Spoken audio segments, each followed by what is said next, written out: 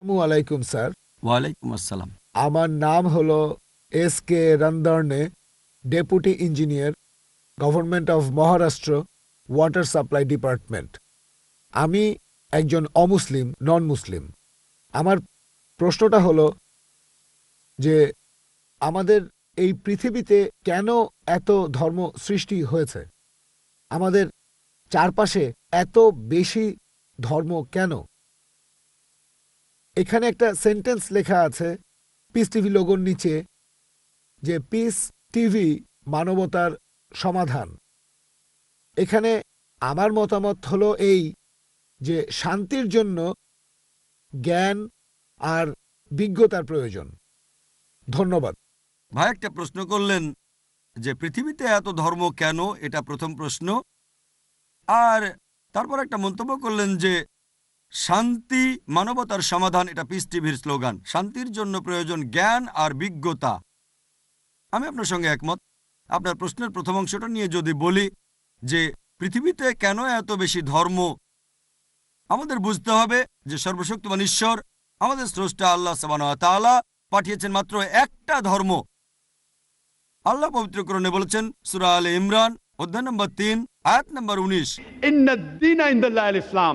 একমাত্র ধর্ম, একমাত্র জীবন দর্শন যেটা আল্লাহ তাআলার গ্রহণযোগ্য, সেটা আল্লাহ তাআলার কাছে আত্মসমর্পণ করা। আল্লাহ তাআলা মাত্র একটা ধর্মই পাঠিয়েছেন।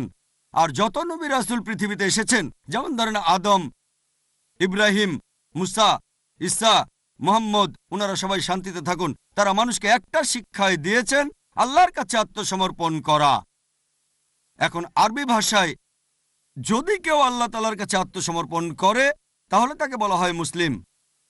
আর ইসলাম, এই আরবি শব্দটার মূল আরবি শব্দটা হচ্ছে সালাম, যার মানে শান্তি। এর আরেকটা মূল আরবি শব্দ হচ্ছে সিলম, যার মানে আল্লাহ তাআলার কাছে নিজের ইচ্ছাকে সমর্পণ করা। তাহলে এক কথা ইসলাম মানে আল্লাহ তাআলার কাছে আত্মসমর্পণের মাধ্যমে শান্তি অর্জন করা।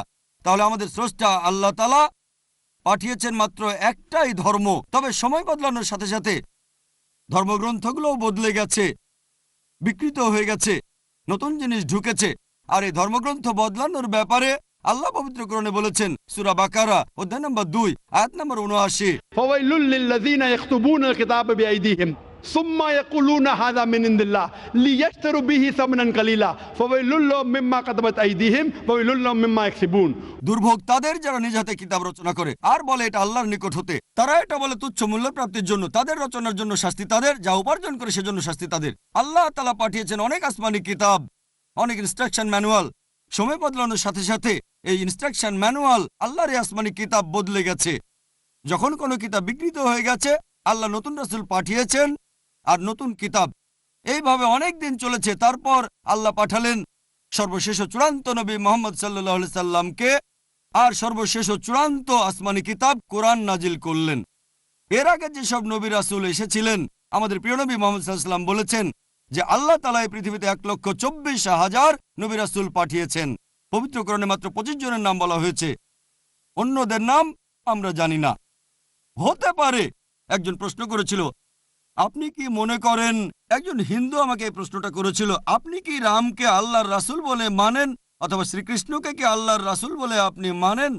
আমি বলবো, যেহেতু নামটা কোরআন হাদিসে উল্লেখ করা নেই, আমি জানি না। হতে পারে রাসূল, অথবা নাও হতে পারে, নিশ্চিত করে বলতে পারছি না। তবে কথাটা মানতে হবে, যেসব নবী রাসূল এসেছেন নবী মুহাম্মদ সাল্লাল্লাহু আলাইহি ওয়াসাল্লামের আগে, তারা ছিলেন সেই সময় আর সেখানকার মানুষের জন্য। তাহলে রাম যদি আল্লাহ রাসূল হয়েও থাকেন, যদি কৃষ্ণ আল্লাহ রাসূল হয়েও থাকেন, তারা এসেছিলেন সেখানকার মানুষ আর সেই সময়ের জন্য। বর্তমানে পৃথিবীর সব মানুষ, তারা থাকতে পারে ভারতে অথবা আমেরিকায় বা সৌদি আরবে বা কানাডায় বা ইংল্যান্ডে, পৃথিবীর যে কোনো জায়গায় তারা মানবে সর্বশেষ ও চূড়ান্ত নবী মুহাম্মদ সাল্লাল্লাহু আলাইহি সাল্লামকে এবং সর্বশেষ ও চূড়ান্ত আসমানি কিতাব পবিত্র কোরআন। আল্লাহ আমাদের কথা দিয়েছেন সূরা হিজর অধ্যায় নম্বর 15 আয়াত নম্বর 9, যে আমি কোরআন অবতীর্ণ করেছি, সেটা আমি সংরক্ষণ করব। তাহলে আল্লাহ তাআলা পাঠিয়েছেন মাত্র একটা ধর্ম, সেটা হচ্ছে আল্লাহ তাআলার কাছে আত্মসমর্পণ করা। ইসলাম মানে আল্লাহর কাছে আত্মসমর্পণ করার মাধ্যমে শান্তি অর্জন করা। আর আপনি বললেন জ্ঞান এবং বিজ্ঞতা দিয়ে শান্তি অর্জন করা যায়। হ্যাঁ, কার কাছ থেকে জ্ঞান? সবচেয়ে সেরা কে? আল্লাহ তাআলা, আমাদের স্রষ্টা। কে সবচেয়ে জ্ঞানী? আল হাকিম, তিনি আল্লাহ সুবহানাহু ওয়া তাআলা মহান স্রষ্টা। তাহলে শান্তি অর্জনের সেরা উপায় হচ্ছে সেই জ্ঞান এবং নির্দেশনা মেনে চলা যেটা আমাদের স্রষ্টা আল্লাহ সুবহানাহু ওয়া তাআলা পাঠিয়েছেন। আশা করি উত্তরটা পেয়েছেন। ধন্যবাদ।